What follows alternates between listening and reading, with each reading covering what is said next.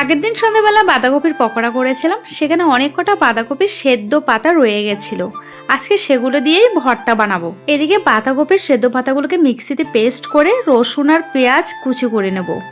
এখন 3টে শুকনো লঙ্কা তেলে ভেজে তেলের মধ্যে রসুন, কালো জিরে, পেঁয়াজ, টমেটো, একটু লবণ, হলুদ, লঙ্কার গুঁড়ো, জিরের গুঁড়ো দিয়ে ভালো মতো করে ভেজে নেব। তারপরে একটু টমেটোগুলো নরম হয়ে আসলে বাঁধাকপির পেস্টটা দিয়ে অনেকক্ষণ নাড়াচাড়া করে হালকা চিনি দিয়ে দেবো আর সাথে দিয়ে দেবো 2টো শুকনো লঙ্কা।